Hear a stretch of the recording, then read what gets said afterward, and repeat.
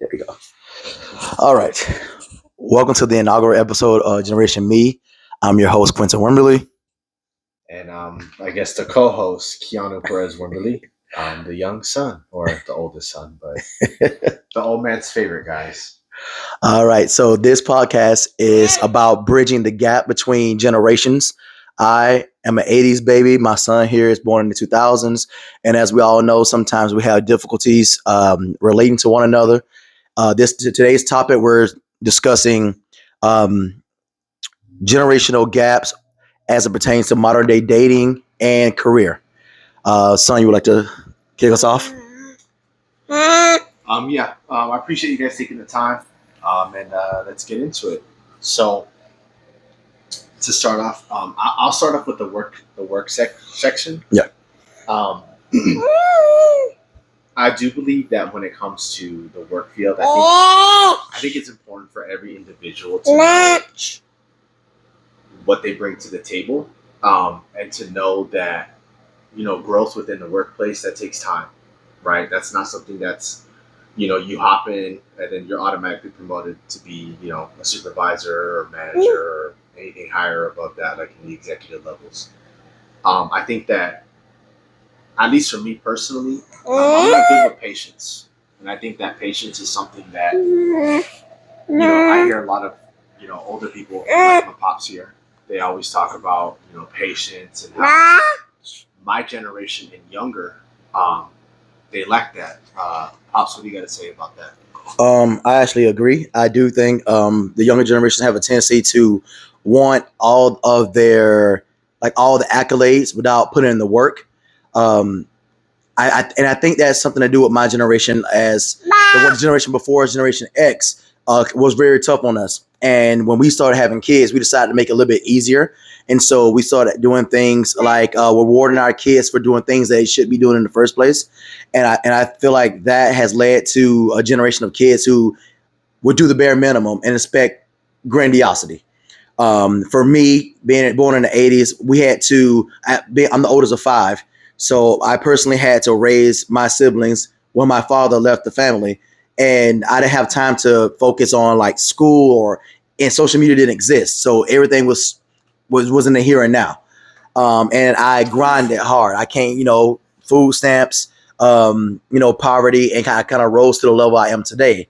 And I had to put in the work. And so the lesson I try to teach my kids is that you have to work hard in order to achieve. And then social media made it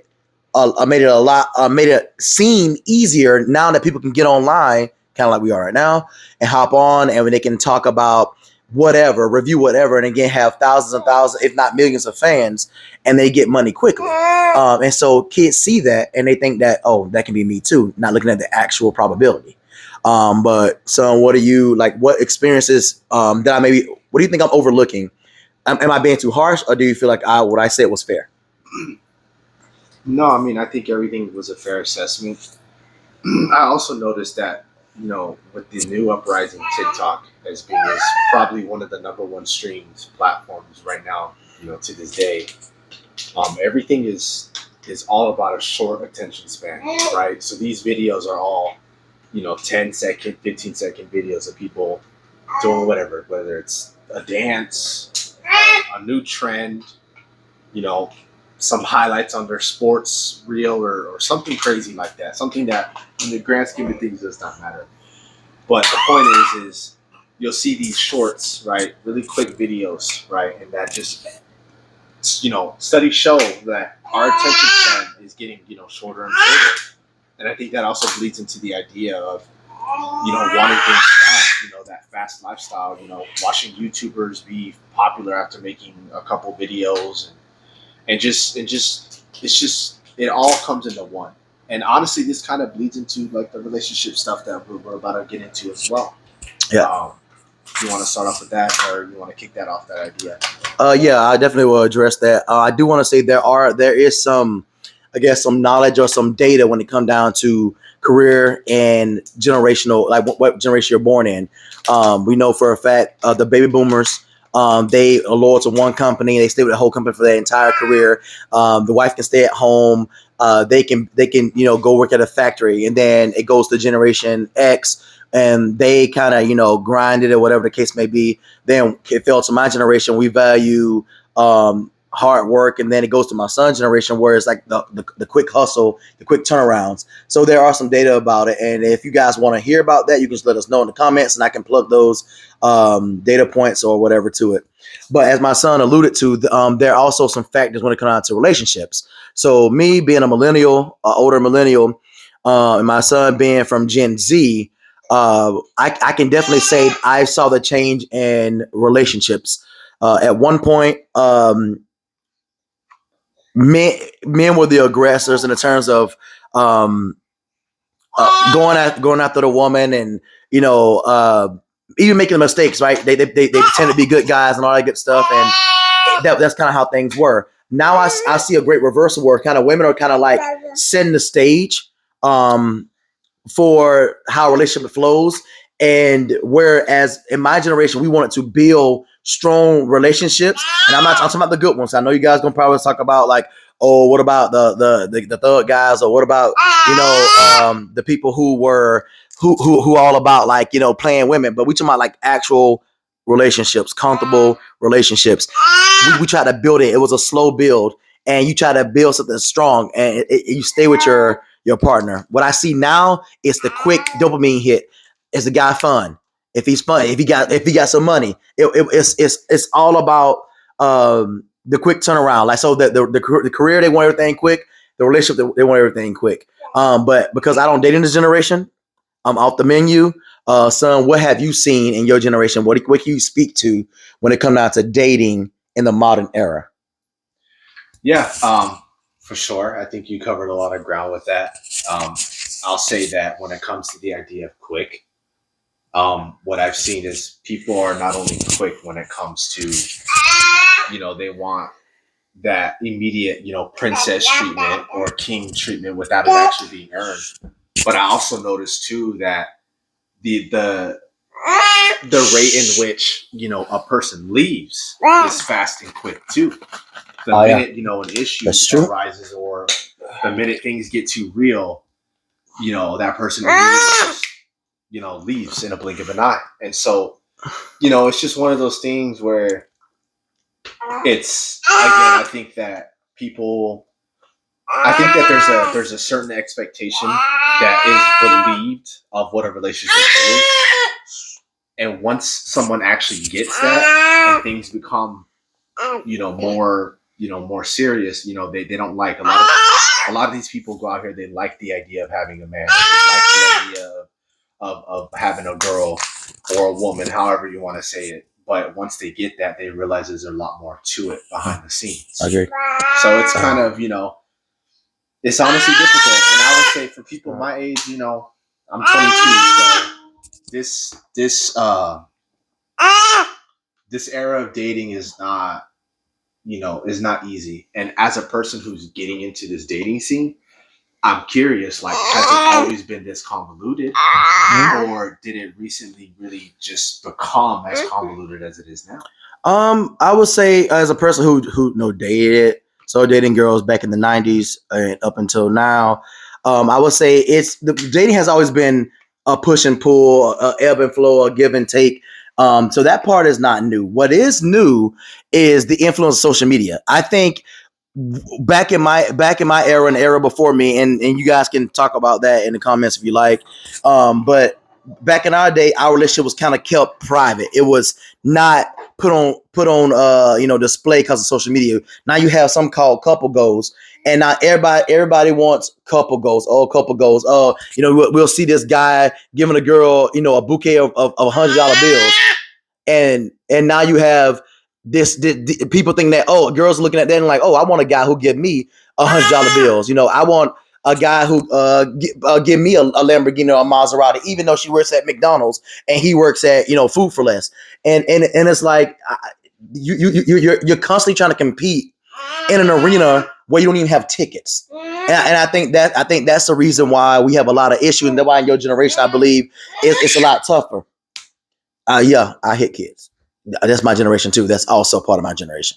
But the thing about it is, I do believe that it's so hard for your generations because the expectations are so high, and everything is social in the front, like National Girlfriend Day. We didn't know what that was. That was not a thing. No, we were not online. You're not gonna get lambasted if you got National Girlfriend Day because, girl, we together every day. Every day is girlfriend day. But do you think that social media has caused a lot of this? I guess you can say piss in a dating pool. That's a good question, and I think it definitely has a big impact. What social media does is it creates this false image of what a relationship is. You'll go onto Instagram, you'll go onto Snapchat, you'll see, a cute picture of a guy and a girl, or girl and girl, guy and guy, whatever you guys like. Yeah, we'll float your boat. And you'll see like a nice little caption like "Me and Bay here forever," right? But as a person who's viewing it, you don't see the behind the scenes. And I myself personally, I fall victim to, believing that these people are in, these amazing relationships. They're super, super happy, problem free, issue free, everything's figured out. And that's not the case a majority of the time. And of course, you do have your couples out there that, for the most part, they're very, doing well. They have everything figured out from, what they want, their investment in each other, and all of that. But again, it does create, an image that isn't necessarily true, right? If I post myself, with a brand new car, flexing all this and flexing all that, it paints an image of me doing good. But deep down inside, I could be struggling. I could be, going through a rough time in my life. But people, when they see me up, that's what they'll believe. So it definitely paints an image. And I think that when you go in with a certain expectation and you get into it and that expectation is not met, or you end up realizing that it's not what you want, yeah, it just makes things just 100 times more complicated than if you just go into something without expectation. I definitely get you. I do think that social media, as a person who existed before social media, and watch how it influenced. At first, just give y'all a background for those of you born like after like 2000. Let's say if you were born before, or born after MySpace was a thing. At first, you use it to connect with your friends or family, make a cool little backdrop, and maybe have a little theme song on your page, and that's what it was. Now people go there for advice. I see people go there for advice, even females. Like females, and this ain't to rag on females, but we're not gay. No offense to gay people, we're not gay. And I see females, instead of going to like a woman who has a successful relationship, and it can go for men too. Instead of going to someone who has a successful relationship, they instead go to Kimberly from TikTok and get her advice, and she gives the most craziest or the more generic advice ever, like, oh, don't do anything for no man, and that'll work. And it's like, how would that work? Imagine going to a job. Hey, imagine going to a job and you walk through the door and you sit down and they say, why'd you apply? And you like, well, actually, I think y'all should give me $100,000. I'm her. I'm that. My presence alone makes this company more expensive. That is crazy. They'll laugh you out of the room. So that's the same thing in a relationship. Your relationship cannot be you can't say the main point of being in a relationship, the most telling point or the greatest point of a man having you is because you're you. What does that mean? What is this you? What makes you so special? What about you puts you above any other woman or man in the relationship? So I think right now things are so hollow. We try to be deep, like mentally deep. Social media, I think everybody want to be some type of philosopher, and all we are people trying to figure it out. Back in my generation, we understood that. We understood we didn't know everything. We understood that we were trying to learn how to be in a relationship, how to learn each other. Now, like my son said, it's quick. It is, if someone don't come completely made, if they're not completely up to par, then you dip. And I mean, personally, I don't understand that a person has to grow into the man or woman they need to be. So if you want to get, like my son, for instance, 22 years old, he's single, right? If you wait until he's 30 years old, six figures, house, car, all that good stuff, and you try to come up there and say, hey, and now he look at you sideways because now his mindset becomes, what is she trying to get out of me? Is she trying to talk to me because does she actually care about me, or is she talking to me because she's trying to come up off something? And so, ladies, if you're listening, if my words can touch your heart a little bit, at least try to find a man who has potential. Like I'm not saying like a person who has mistapes, or they selling shoes out of the back of a car or whatever. Someone with legitimate dreams, with an actual business plan, and they're actually working towards that dream. That person's worth building with. Then Ray on the street corner selling drugs, they're gonna be caught and probably killed in a year or two. That's just my whole take. I know I kind of went on a tangent, but I just feel like that's how we're gonna get back to that beautiful love that we all see. We all see the Hollywood movies and videos, and we're like, oh man, I want that. But if you watch those movies, right? Remember, the movies start at the beginning, and you see that relationship is built over time, and at the very end of it, that's when they get the fairy tale. But you guys want the fairy tale before you even open the book. You want the ending before you open the book. That's not logical. But what do you think about that? Do you think people are rushing to the end, or do you think people are actually just using people for their own personal gain? I think it's a combination of both.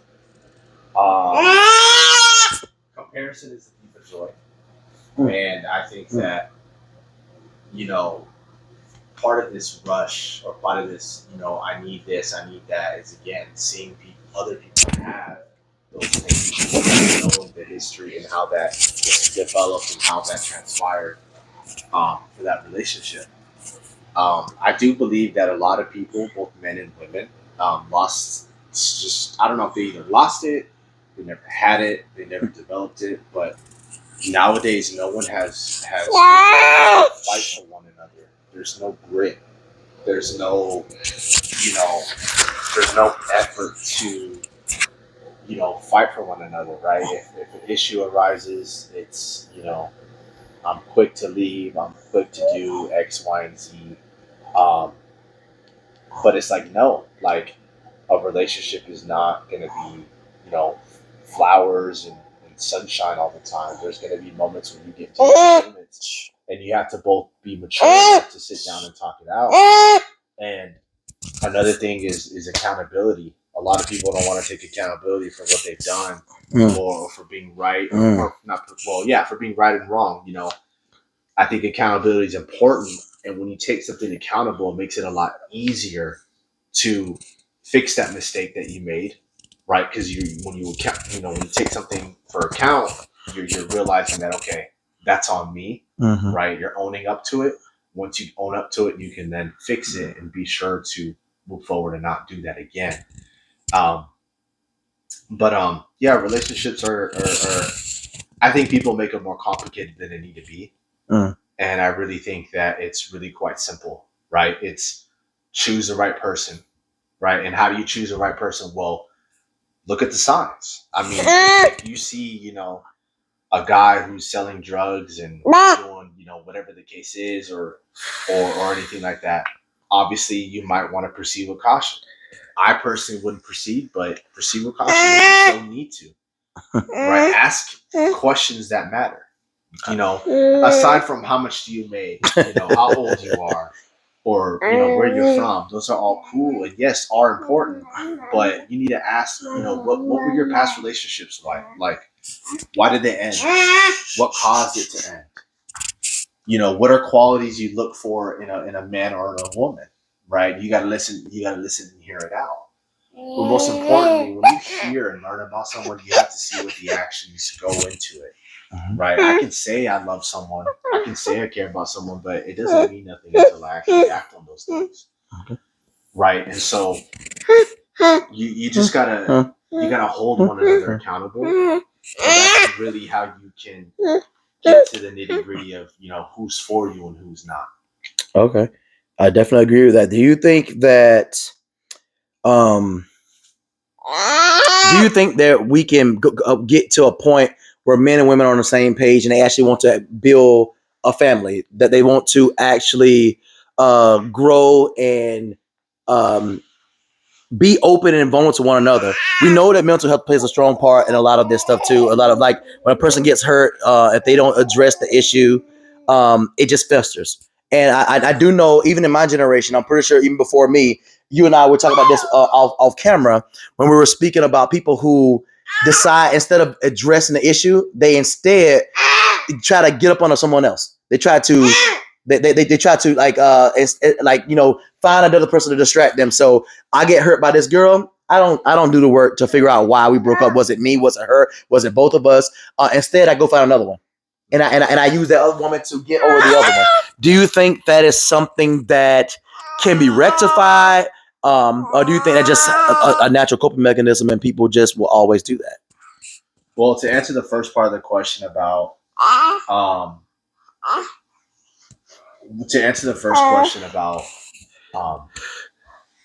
um, will men and women ever get on the same page? Yeah. I don't know. It's a very hard question to answer. With the mindset of settling, that's the newest thing nowadays. Is people believe that if they stick to someone and be in a relationship and ride it out, that they're quote unquote settling. There's this thing or the stigma that's going around where people believe that if they choose a partner and they actually be in a relationship, especially people my age, they believe that they're settling. Right. And to be real 100 with everyone is there's always going to be somebody better, no matter what, in every scenario. There's always going to be a job better. There's always going to be a better person. There's always going to be always something better. That's inevitable, but it's all about being content with what you have and understanding that that person is enough. Because if you operate with the mindset that, this person's not enough, then you'll never ever truly be satisfied. You'll find yourself in a loop of being alone and not having anybody. Now, when it comes to the topic on, is there any, can you rectify a person, Yes. leaving a person and then going up underneath somebody else? That's a lot of people do that. It's really, really sad. Yeah. But there's better ways to cope and deal with losing someone. And that's not the right way to do it because hurt people.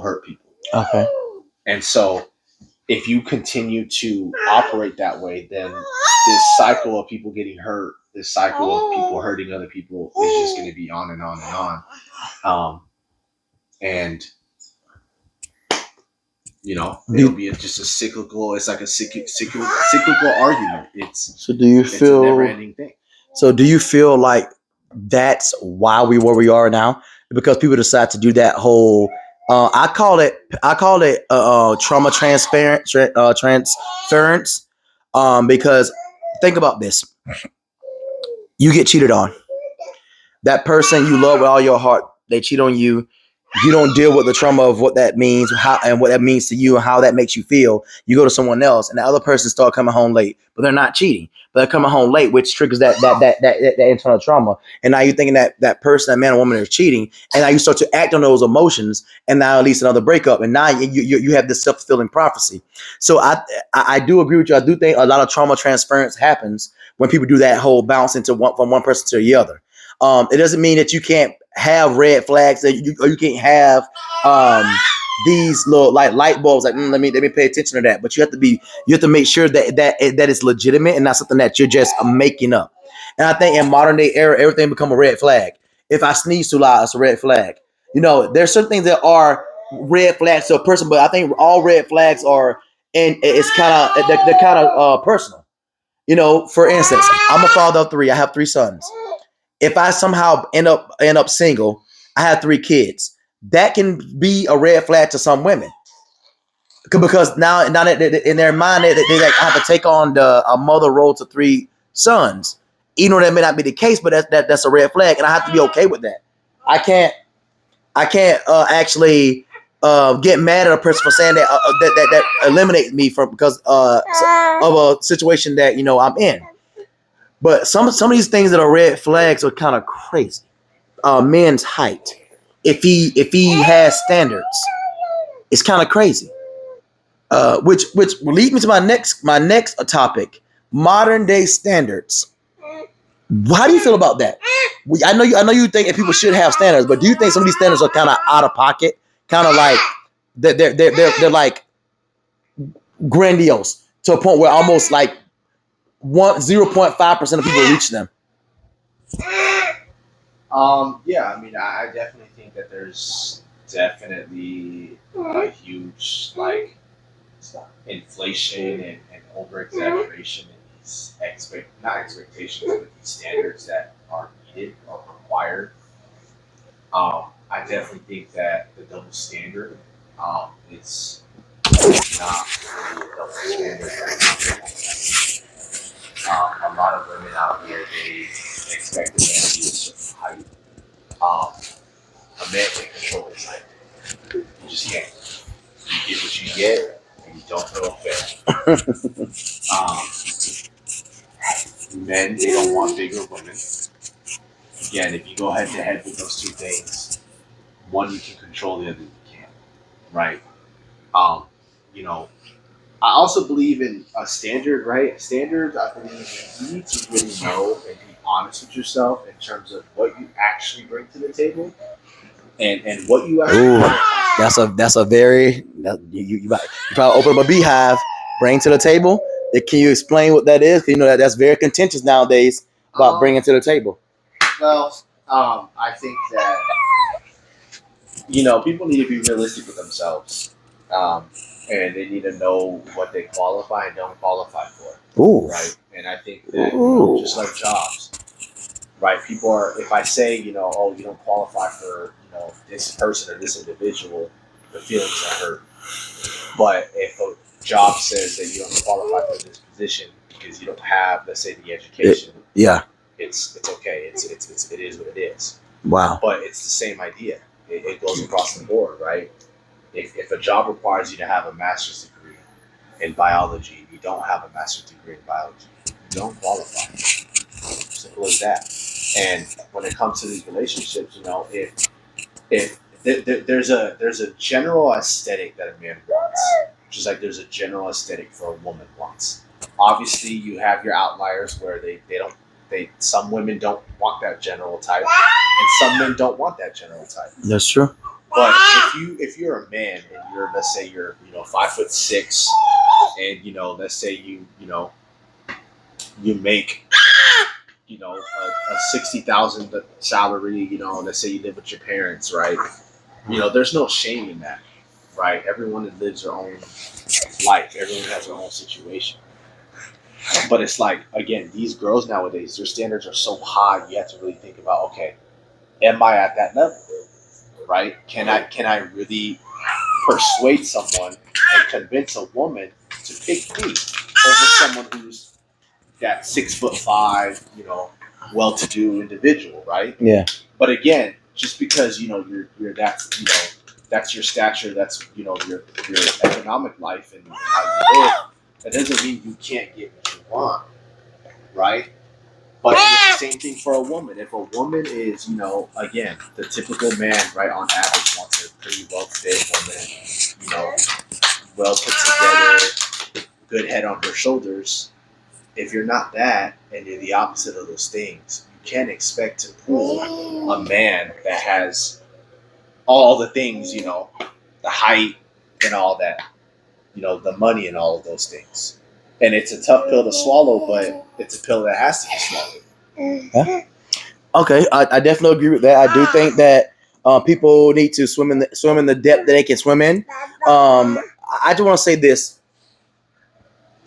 And my son kind of alluded to it, and my thing is, it's okay to have standards. No one is saying you cannot have standards, men or women. You can have your standards, but just make sure your standards fits what you are. If you know for a fact that you are not meeting the very standards you want, you might want to adjust them just a little bit until you can get to that level. Again, you can raise your standards as you go up, right?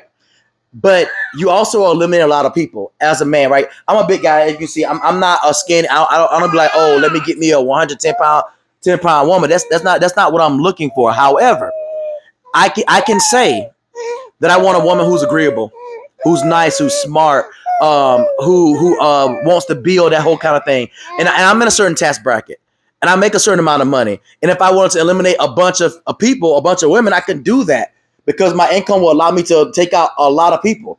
My income is in the top 11% in the country. And that's just how it is. And that's what I want women to understand. As you go up with 6 feet, right? I'm 6 feet with shoes. My son is 6'2". So between he and I, from my height to his height, you will with me, you'll eliminate like at least 90% of men. With my son, you'll eliminate 98% of men. So now you have only him. Let's say it's just he and I. Now you just have him. Now you want my son to make $100,000. He's 22. He's not making that. So now he's gone. Now there's no one left. There's a baby here, as you can plainly see the whole video. But he's not 6 feet tall at all. So you're making your pool very small, which is fine. But remember, within that pool of people, there are women on the same amount, and we know women are not all the same. So there are women who are prettier than you. There are women who are less attractive than you. But the fact of the matter is, you're not fighting against that woman for that same man. Now that man has the power. He has the options.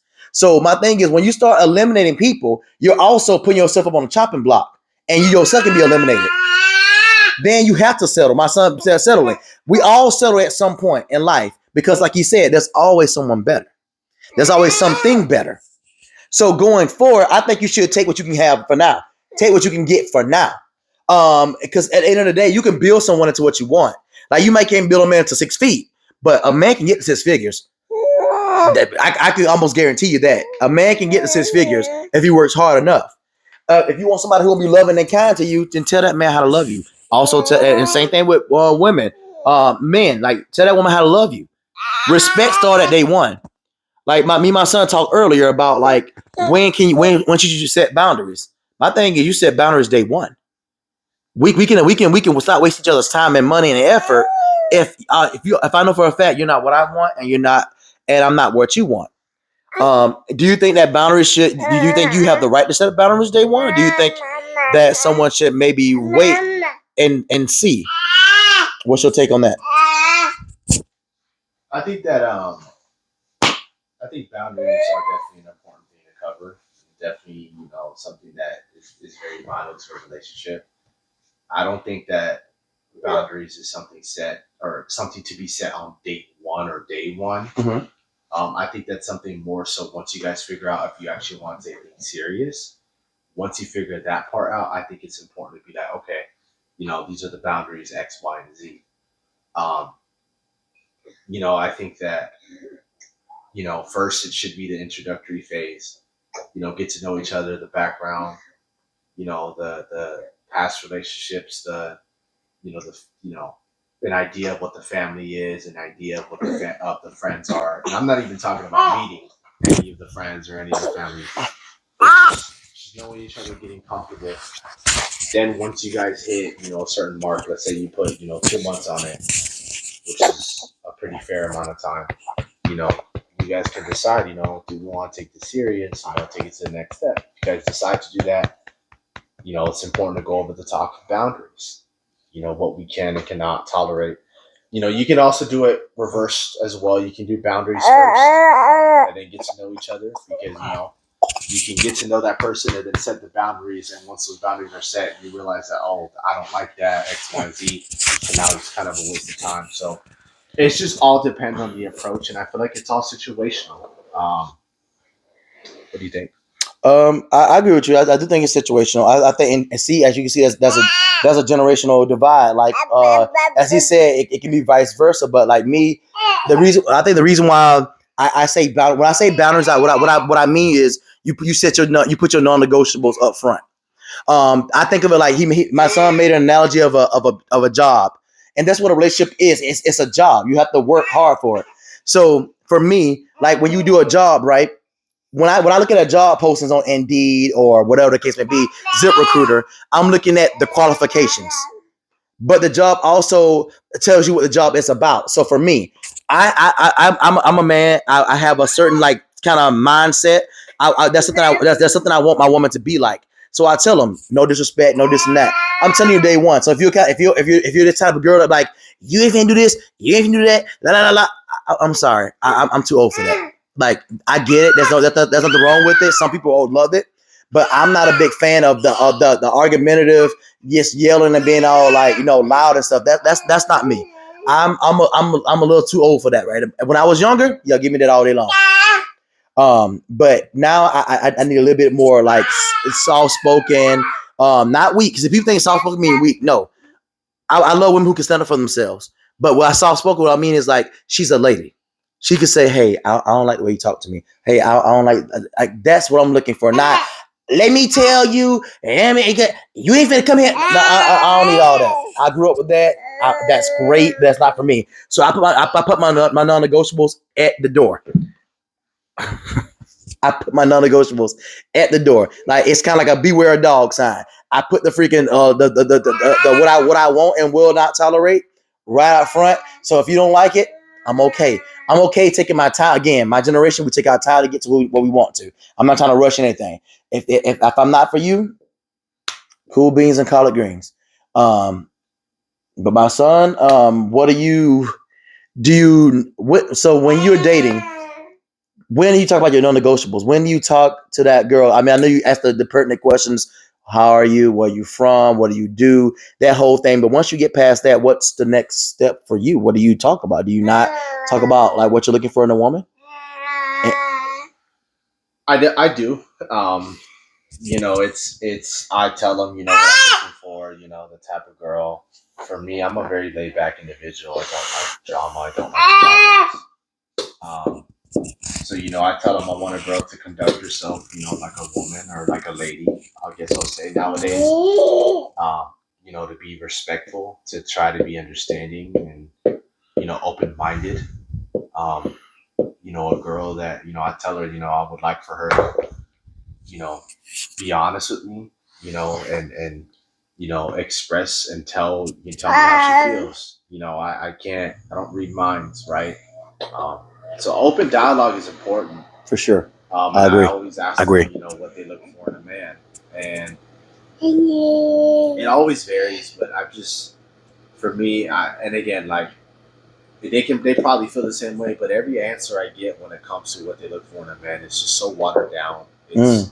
It's typical stuff. It's you know, for him to be nice to me, him to listen to what I have to say. It's very just like generic things. Like, and that's the thing too. Is like, I mean, I can't expect really deep, real like deep. I mean, you can only it's typical stuff. We all want communication. We want honesty, loyalty. We want someone to be able to handle criticism. We want someone. It's all generic things. I'm just me. I hear it so much. It's just so played in my head over and over and over again. Okay, so you're seeking more in-depth answers, like tell me what specifically you want, kind of thing. Like instead of going with the, oh, a tall guy, nice guy, God fearing, you want like I want a guy who like long walks on the beach, that who don't mind, being a little goofy around me, that kind of thing, like something that's more personalized, opposed to like the regular things you hear all the time. But that's what it is, because there are there will be some overlap. There will be some things that will be generic like that. So my thing is, what you when you're dating, do you want like a more the generic along with the personalized answers too? Yeah, I think a healthy combination of both balance, right? I think that's healthy, but it's like if I can get more anecdotal data on the personalized things, it can really allow me to get a vision of who I'm actually dealing with. Okay. Right? If I talk generic versus if I talk about my personal what I want, it really can give a person a more warmer read on who I am as a person. Like you said, I want a guy to take me out to the beach and we have just deep conversations, while sitting down watching the sunset. Yeah. Like that kind of. That's Not more only can I envision that, but it really narrows down the scope. exactly. Okay, this is the type of girl I'm dealing with. She can be romantic. She can be, X, Y, and Z. So I don't know. Just I guess a combination of generality. I guess general stuff is healthy. Right? Yeah, for sure. There's gonna be that. It's inevitable. Yeah. But some of that personal inner, deeper thought, It doesn't take a lot. I want a girl who can think for herself, right? Think for what she wants and all that. And if to me, if a person Oh, can't personalize something, then they don't know what they want. ooh, he said a lot. That's a lot there. I agree with that. I think if you don't know what you want at this point, if someone has to tell you what you want, then you're not ready to truly date. And I'm gonna tell you why I say that.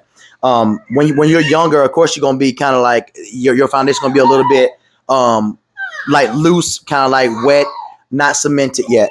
But as you kind of grow and you sort of realize what you want out of life, you should be able to explain to someone what you want. But I mean, like again, the reason why I think people say generic things, other than the fact that most of people will have those generic attributes, is because they don't know what they want. They want to fill in the gap because you don't want to have an awkward conversation. So you'll fill in the gap with the generic things. Like that's something my mom used to say all the time. She's like, tell me, don't just tell me what I want to hear. Tell me what you actually think. And I think that's what a lot of us want. We want you to tell us what you really are about. If you like thug dudes, be honest. If you like big girls, be honest. If you like, reading books and you like a nerdy dude, be honest. But don't lie and say, okay, let me just make up some crap because it sounds good. No, because you're just wasting your time and that person's time. And to me, that's when it becomes rude. It becomes rude when we start wasting people's time. Um, but yeah, I feel like we beat a dead horse, for sure. I will like to end it with this. Son, do you think what are some solutions you could think of that can possibly help people with the career path in your generation? Now I'll answer for my own. But what do you think in your generation that can help you guys with career and relationship? Oh, um, career path, I would probably say, better leadership. I mean, I think that, I feel like a lot of workplaces don't have good leadership and mentors. But I think that if we're able to get better leaders empowered and do that, those types of positions, Mm-hmm. I think a lot more people would be better off. They would also enjoy where they work, right? It won't be a toxic environment. It won't be, a place where a person feels like they have to leave a job. Yeah. So I think in that regard, definitely that. I also think that, more access to education, right? A lot of us, or a good amount of us, are not, are unfortunately not fortunate enough to, be able to take on, No. education and get loans and get debt and right, but getting loans and debt, it just puts you further deeper into a rut that I believe that people don't necessarily need to be in. So I think cheaper Right. education. I think that a lot of these educational institutes only care about the money. I agree with that. About getting people into debt. Now, relationship wise, what can we do to do better? I mean, if we can eliminate all social media, that'd be one hell of a thing. If only. If only. And I would say, just being around the right people and asking the right people the right information, right? Because not everyone has your best interest, unfortunately. Yeah. And I think that, again, kind of like what you said earlier, is people will ask individuals relationship advice, but those people that they ask are not in relationships. Or have Oh. never had a successful one. Yeah. Or, whatever the case is, right? So it's a combination of a lot, and I think that how to make relationships better and more successful nowadays is definitely a lot more convoluted solution than career. But what do you think? Yeah, so I definitely agree with you on a lot of those points. For me, I think for us, we have to be. I think we need to be nicer to ourselves in my generation. Like we understand that we grew up in a different time. Our families our parents could have a truck driving job, or they can work, at a diner and they can make ends meet. But we're not in that area anymore. And so when we're struggling, be honest and open. Don't try to live like the Joneses. I think in my generation we go get credit cards and things like that just to prove to people that we're not broke. it's okay to to humble yourself until you can actually make those purchases outright. And I think if we and also just be honest with the career you have. Like not everyone can be a doctor or a lawyer, but you can find a career that has upward mobility. People start at McDonald's. Well, McDonald's they have GMs, they have managers. You can make your way to the top in that industry. So just be a little bit nicer to each other. Um, as far as relationship goes, communication. We have to speak, we have to talk, we have to know how to handle each other and understand that we have that respect. Women, stop being so combative. Stop being so difficult to approach. Men, stop being so lackluster. Like make yourself worth looking at, worth being with. Some of you guys are bare minimum ass dudes. No offense, I'm sorry to curse, but some of y'all are bare minimum, y'all, but y'all want top notch chicks. And some of y'all chicks are, bottom of the barrel women, but you want, the executives. That's not gonna happen. If you want, be what you want. Be a high class woman, you get a high class man. But if you low class, I can't buy a coach ticket and expect to sit in first class. So